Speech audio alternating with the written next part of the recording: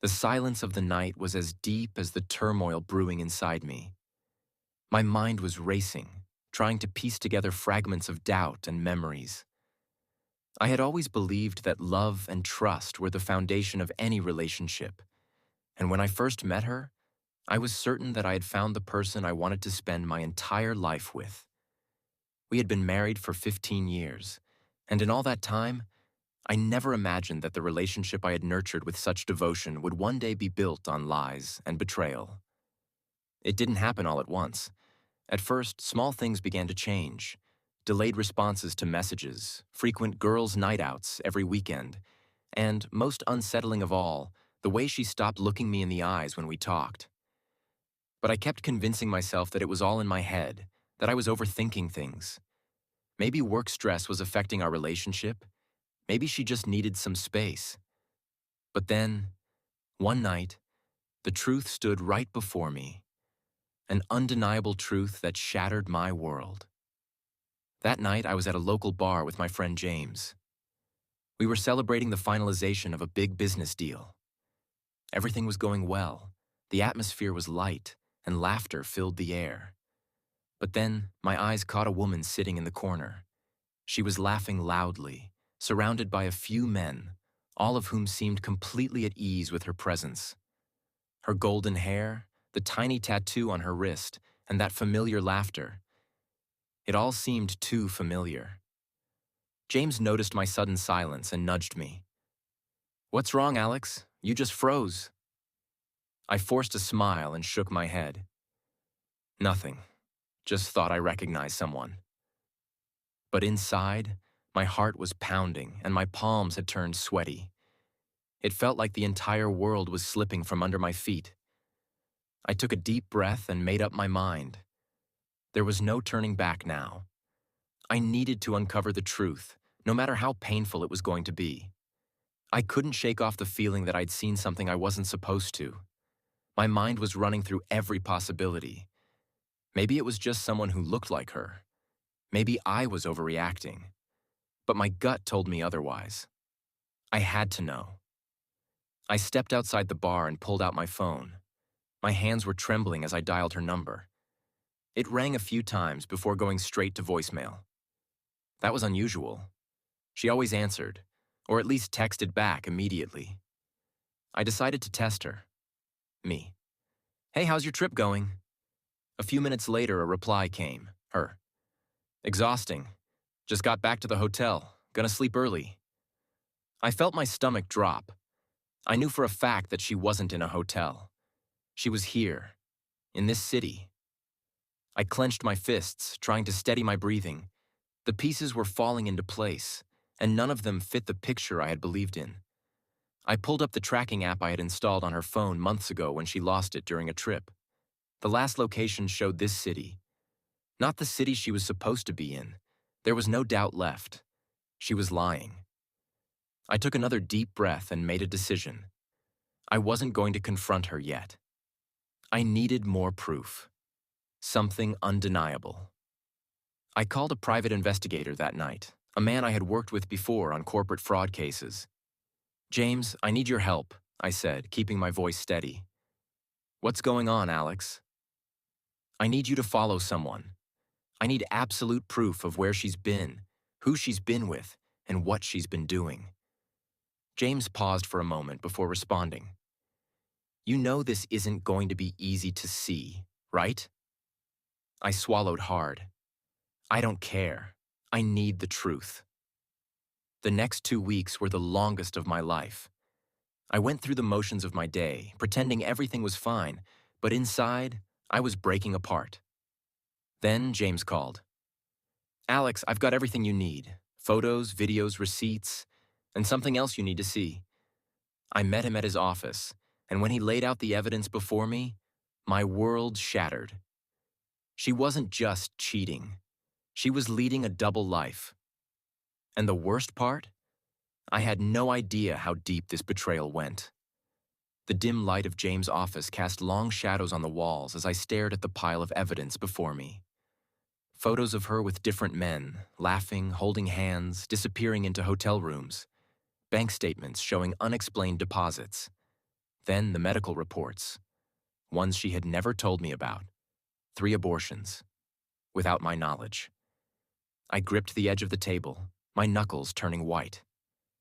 This can't be real. James sighed, sliding a thick envelope toward me. It gets worse. I hesitated before opening it. Inside were legal documents, contracts. She wasn't just cheating. She was under contract with an adult film company. For years, I felt sick. The woman I had built my life around, the one I trusted more than anyone, had been lying to me about everything. Every word, every touch, every "I love you" was tainted with betrayal. James watched me carefully. "What do you want to do?" I swallowed hard, trying to think past the rage boiling inside me. "I want her to pay." James nodded. "Then we need to be smart about this. If you go in blind, she'll twist this against you. You need leverage." Leverage. I looked at the evidence again. The bank statements stood out. There were deposits in offshore accounts. More money than just her side job could explain. Something bigger was happening.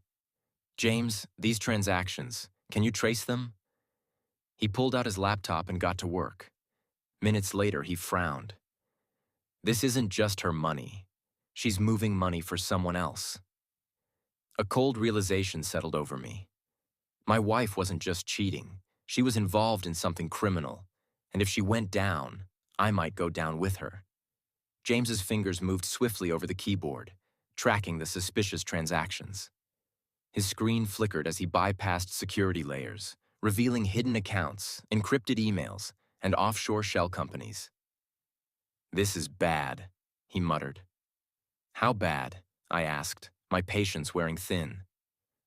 "These accounts aren't just for hiding money. She's laundering it. And look at this, she's tied to Stanton." My stomach dropped. Stanton. A name whispered in dark corners, feared in business and politics alike. What does he want with her? James exhaled sharply. "It's not about her. It's about you." I stiffened. James turned the screen toward me. "Her emails. She's been feeding them information about you, your business, your assets. She's been setting you up, Alex." I couldn't breathe. Everything I had worked for, every sacrifice, every late night, every deal, it was all about to be ripped from me by the person I trusted most. "What do we do?" I forced out. James looked at me, his expression hardening. We turned the tables.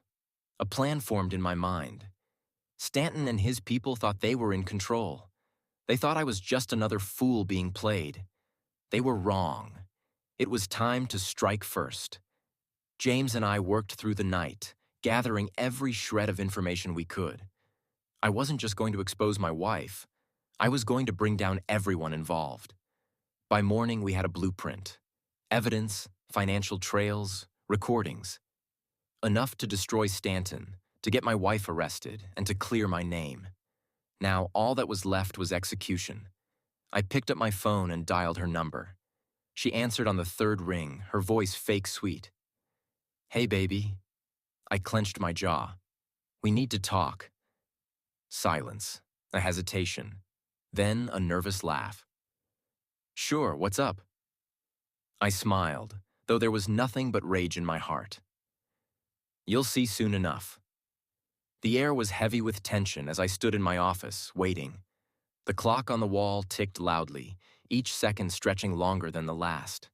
I had orchestrated this moment carefully, every detail planned, every outcome calculated. A knock at the door.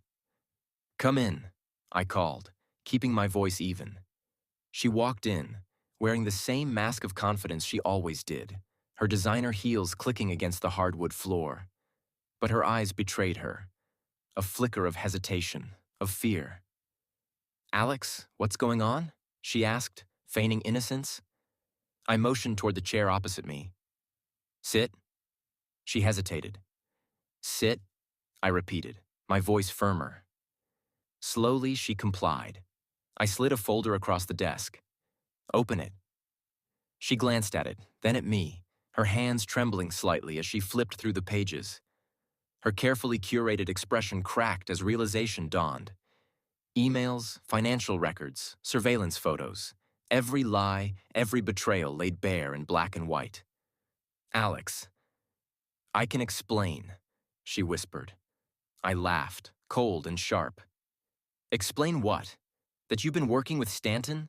That you've been siphoning money and setting me up? That you've been lying to me while sharing my bed?" She swallowed hard. "I didn't have a choice." "Wrong." I leaned forward. "You had a choice every single time you lied. Every time you sent an email. Every time you withdrew money from an account that wasn't yours. But now it's too late." The door burst open and two men in suits stepped in. Federal agents. "Donna Carter, you're under arrest for financial fraud, conspiracy, and aiding in criminal activity," one of them announced, pulling out a pair of handcuffs. Her eyes widened in panic. "Alex, please, you don't understand." I stood as she was yanked to her feet. "No, Donna, you don't understand. This isn't just about you." She struggled against the agents, her voice rising in desperation. "They'll come after you, Alex. You don't know what you've done." I stepped closer, lowering my voice. "Oh, I know exactly what I've done." She was dragged from the room, her pleas fading as the door shut behind them. Silence. I exhaled, rubbing a hand over my face. James stepped in, his expression unreadable.